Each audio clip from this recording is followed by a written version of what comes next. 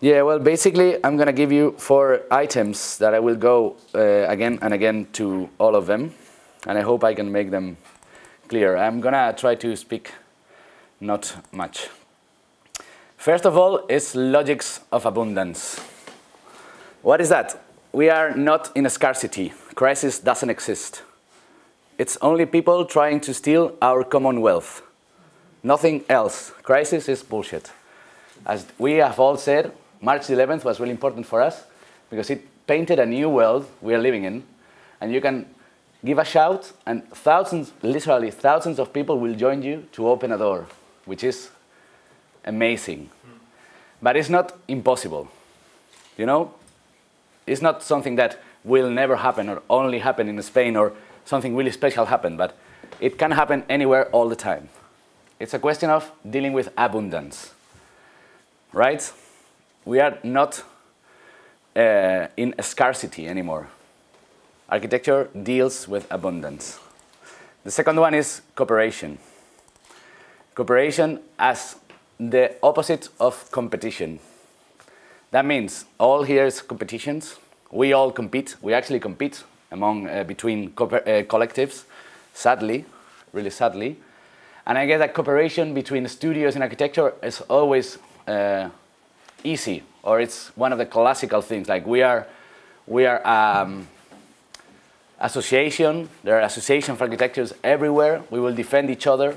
You know, like all that cooperativism. But well, no, we are all the time fighting in competitions. And we find and we think that competitions is the most equal and the most legal way of building something, isn't it? We send a competition that's legal, the best one wins. But well, you know that that makes the fight, constant fight. Who's going to win? Who's going to be living in the end? Norwegians, Spaniards, who will win? Player bets. Well, cooperation is the opposite of competition. Then precarity. Precarity, as we have said, we believe in cheap things, handmade things, new standards.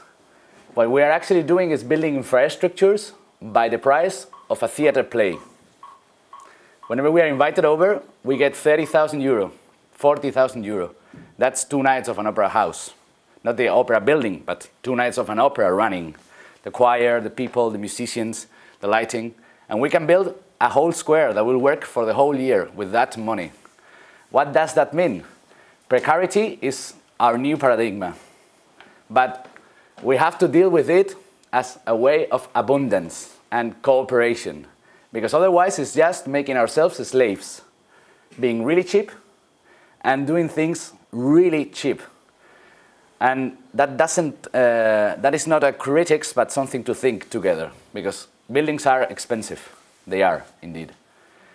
Why can we build in 30,000 and some others need 30 million? What is the gap? We thought in the beginning that we will show how good can be cheap building. And the thing is that we are cheap, but the expensive ones are still expensive. So how can we change that? Basically, as I said, I will go again and again through this precarity, cooperation, and I will go again and again, as you can see. And the last thing is work on the field and not from architecture. What does that mean? Actually, forget about being an architect and come back being a person. Or I would rather say an artist, which is a synonym. Everyone is an artist, and everyone is a person, as long as I know. When I started school, I hated architecture, and I still hate it. I'm not an architect myself. I finished the school a month ago, after 15 years of non-studying. And the rest of the Basuramas are not even architects yet. And the ones who licensed, apart from me, left the collective to work in expensive offices, making a lot of money. Because the experience they did with Basurama made them really talented for the real world, right? From that point of view, I always said everyone joining the school, I don't know, friends of my parents, my son wants to study architecture. He would like to talk to you, all right. I invite them for dinner, I said, don't do that. Or do that in case you want to live your life and become an architect. You will not be a person anymore. You will be surrounded by architects. You will have an architect girlfriend. Mine is an architect and I love her much. And you will definitely see the world from the architectural point of view. What does that mean? Being optimistic, which is really nice. Being positivist, that means you believe in science. True solution to a problem will give to a nice life. That's positivism, it's not optimism. And definitely the way of being different. I am different to you.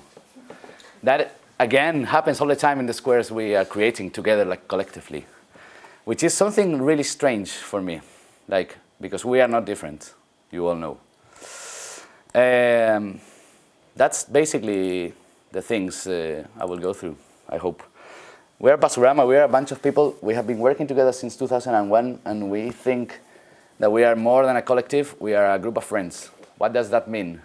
It's not a joke or a play I'm doing, but the thing is that communities have to be recognizable among them. You know what I mean? You have worked with friends, we can be a point of view, as Gilles Deleuze said. I will post a point of view on world, and you can see it from my point of view. It's not my only point of view. If you are just a community, open community, like the Association of Architects, then there will be rules that no one chooses that will make us think in a way or another. That's why we work together, because we like working with each other. It's not a way of doing things, but a way of working with each other. That means we are a group of friends that also work with others. For example, Zuluark. We work rather frequently with them, almost too frequently with them, I have to say. Because we also go out with them, and we also have fun with them, and we also blah, blah, blah with them. And the question is, how come can we deal with the borders? How can we, for example, we as a collective, we work with external people all the time. How can we pay them? Because we are a cooperative, and we always make the same money. All of us have to make the same money. How can we pay them? And they always make more money than we do. Because, you know, we make €1,000 every month. Now less, 850, depending on the month. But we try to make it 1,000. 5 people, 1,000. If you hire someone for doing a video, for example, you have to pay them 1,000 at least. And they will never work for a month. They will work less. So they will work, but it's okay, because with the logics of abundance, it's not a question of stay away from my money, but our money have to be shared. And I am really happy with my job, so why should I don't know, try to steal your money? Because I love my life, I don't have any trouble with that. We studied architecture, but we never did architecture, actually. We never believed in architecture. We think it's a strange thing being here. It's always strange being part of architectural collectives, because we are not a collective of architects, and we are not a collective architecture or whatever. And we are everywhere in all collections and lists and exhibitions of that. But you can see the video we have in the About part of our webpage, and we define ourselves as a 7-minute talk. And we say we are not a collective of architects. So we always wanted to do was getting together with people. That was our basic thing, getting together with people. For example, the Zuluarks won a competition, we did. And what we have done is getting together with people through trash, through waste. Because we learned, this is 2002, that with waste, people feel more free. These are really like high-class people studying in architecture school. Like in many architecture schools, we have rich people studying there who built this homeless cart and came walking from their chalets, from their villas in the northern part of Madrid, like 24-hour walking to the School of Architecture, you know, like highway, tunnels, beggars. And that made them really like experience they wouldn't expect it. While doing buildings, you want to go further, of course, and whatever, you always know what is going to happen. That's positivism. I put this, I click this button, it will happen that. If you work with real waste, you never know what is going to happen, because as we did in this free shop, we did a lot of free shops, and I know you have very nice free shops here in Norway. We tell the government, bring us the waste you have, furniture, bring it on.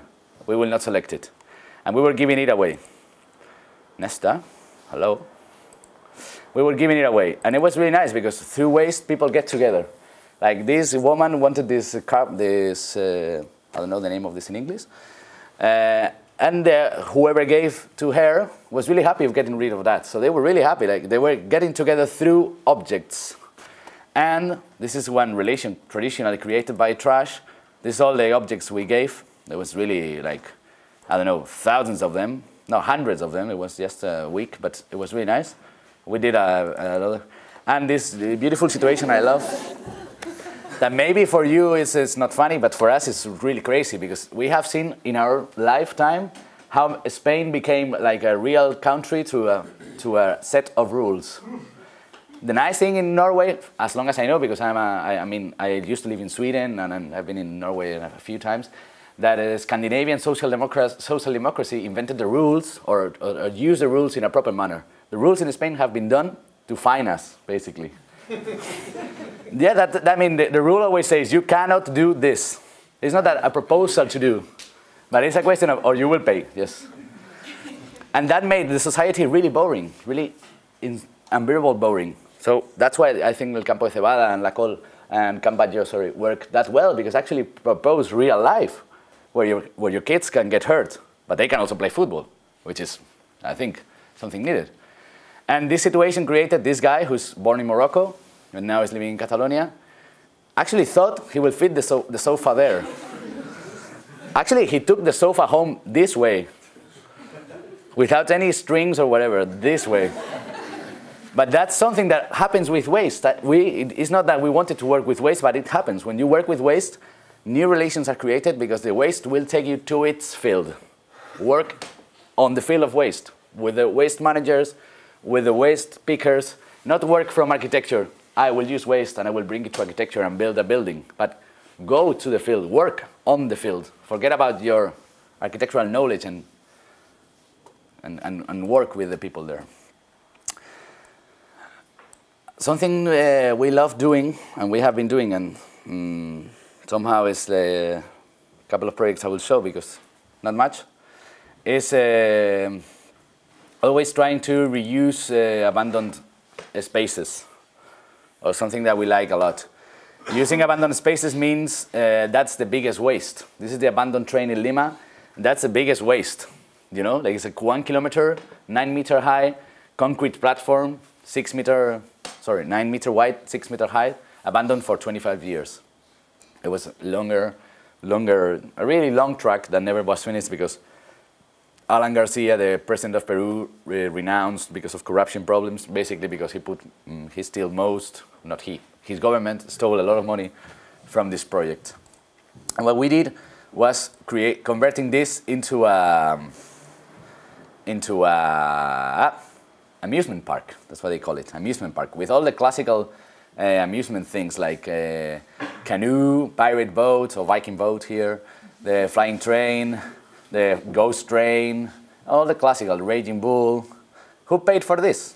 Was the first question. Who paid for this? The ones we saw, the festival, the guys doing this cart, it was, when we were students, that was for free. The free shop, that was a street art festival. Instead of doing graffiti, we did that. That was in 2010. It's a very well-known Identitat. But that's something we have been working with, a street arts festival. We are actually doing some more now. This was paid by the Spanish Cooperation Agency throughout a project of culture, of street culture. They invited us for an exhibition that was like 12,000 euro every stop. And we said, all right, we will use that money to do a residence and move people there for 1 month and work with the locals. Again, we are doing, you know, like a huge project that has been published everywhere, really important for the cultural center, very important for the life of the city, has been replicated a few times in Lima for the price of an exhibition. For the same price we would have get for putting some pictures in a wall. For me, it was nice, and when it was a really interesting experience, but again, we have to think what precarity means here. Well, this is the train, the pillars of the train. We actually made all these posters. These posters were made by the poster guy, who of course was for free almost. I mean, it was really, really cheap. And the guy, we told him, we want the posters without letters. We want only the posters with the colors. How come colors? Yes, only colors, please. And the guy was completely off their mind. And we have to, of course, move to their workshop and do the posters with them. Because again, I am not an architect. Giving the commission, we'll do that poster. I have to work with them on their field, with their tools. And it was really nice because, I mean, these are really, really, really popular posters in Lima. This is called chicha music, cumbia. And somehow everyone was like, oh, I never thought about these colors this way. As you can see, the colors are nice, are really nice. And Lima is really like a strange place, indeed. Now, what should I do now? No, pero no da. Ah, porque tengo que abrirlas todas, está. Qué boludo. Sorry. I have to go like this. Ah. Space, the final frontier. There you go. And we got together with a lot of friends, of course, and we opened the whole platform. No one opened the whole platform. What is this? Is this architecture? It is for me, definitely, because whatever times and space means chance and location means more. Someone said that, and I love that. I mean, I heard it in Uruguay. Whatever times and space means, time and space, which is the material of architecture, never time, because you never see a building after the day it was opening, or not in the magazines. We have all zone processes of things happening. Buildings are only images. I mean, that's really strange, because it's people living there, my friend. Don't you know? So chance and location, that is chance and location. There is an abandoned train, and people who want to go in and see the city from there means much more. The other thing we did was installing a scaffolding. People could go up. And people was crying there, was really crying, because no one opened that. And how come no one opened that? It's for free. I mean, it's almost for free. You can install a fence here, and it will not be a big deal, I think. You can install a fence here, and it will be really cheap, and it will be much cooler than putting down the whole structure and building a new train. That's what they did in 2010 and 2011. Now the train is working, by the way. Because we love working with all kinds of people, like graffiti writers, and I mean, from this artist is a photographer, filmmaker, public artists, graffiti, non-architects, usually. And what they did were like doing this really cheap and beautiful tire and rope amusement things. That was really a lovely experience, because everyone was having so much fun. This is, by the way, a hospital where cancer is cured. So a lot of time happened that a family came in, only the mother and the kids and the grandmother, for example, stayed outside, and the mother came in to visit the patient, which was like really strong. And creating this was really nice, but a lot of people, like this woman, swinged after 30 years, which is, why are they not swinging, and why will they swing in case it is art? Because I think that art allows more questions. Architecture answers, and art questions, asks. And this woman would be happy to be asked, why didn't you swing in the last 30 years? And I don't know why, but the woman swinged. And even, I mean, these swings were really tall, and they were really dangerous, but people was having so much fun, because the regular swings are rather boring now. And this granny, of course, who's like, the typical thing we love showing is a granny swinging is like a big question. A granny, and this is a map someone else did, like explain the future of the train of Lima. We reused it, we reprinted it, and we give to the people around, and everyone was really out of their place, like, what is happening here? Are they gonna reopen the train? Is this that it's not gonna happen ever, and it's gonna be abandoned here? Because this map announces that the train will be done by 2427. 2,427. Because I mean, after 25 years doing only a couple of kilometers. So that, again, for us, this map and the question and the situation is much more like moving or interesting than actually building a whole amusement park there. Another thing when you work with waste is that strange situations happen. Of course, we said, all right, come in and you can take a walk, but don't bring the bike on top. Of course, he was bringing, definitely. And people walking there was like really thrilling. And this image that has been published everywhere, and for me it's not very interesting. I don't know, I mean, you can tell me why, because, I mean, today or tomorrow someone else is giving a lecture in Harvard, and this is the image that they used in Harvard University. It's not us, but they choose this image from all our Picasso. And the nice thing is that this is 2010, we created this huge, ridiculously big toy that went from the floor to the bridge. I mean, 6 meters walking. To, I don't know, somehow to go further down the borderline that everyone understood, going further than the common sense. Because I love the common sense. The sense we create all together, but the common sense usually is really boring. And usually it's rather, I mean, it can be really common, but sometimes it never happens. So going further down and thinking whenever we are there, what can we do with this? How can we relate to this? It's really like interesting and important. And we also created this zip line that we love a lot. And everyone was thinking, do we have to pay to use the zip line? No, no, it's for free. How come? Something really special in town happening without money. And it's like, it's just a cable and I don't know the name of this. Una polea? Harness. And a harness, yes, and a harness, and that's it. I mean, how can I ask you for any money? But precarity prepares that. Like, if luxury is not important, what is important then? What is important then? And what can architects do when we are not selling luxury, our speciality? I don't know. That's a nice question. And this is another toy that artists, sculptors from Lima created, which is really nice because, again, proposes that you play with your whole family. 5 people playing in the same swing, which is something that I like a lot because somehow individuality, again, is one of the main problems we are all facing now.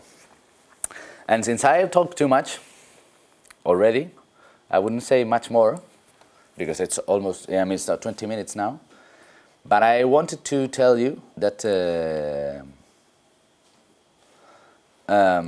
all our materials are available in our webpage, which is basurama.org.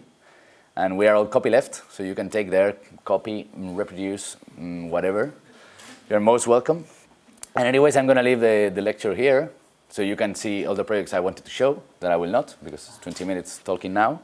And I would rather move on to the debate with, again, these things, the cooperation, logics of abundance, precarity, and work on their fields. That are for me like 4 really strong things that made us work for more than 10 years now and pay our bills. Working on the fields allows to go to the field and say, will you pay for this? Not go to a company, building company, but say like, will you pay for this environmental agency? Will you pay for this student facility? Will you pay for this, whatever? The precarity, which means what are we supposed to do if we are not selling luxury? What are we selling then? Knowledge, strategies, taking care of. The logics of abundance that will destroy the whole idea of competitions. But I mean, architecture is everywhere. Cities built all the time, with or without buildings, with or without money. Cities will exist, getting together as cities, you know, like what does that mean? And cooperation, how can we cooperate instead of compete? Which is something that also, and how do we make a life out of this? Which is rather important. Thank you.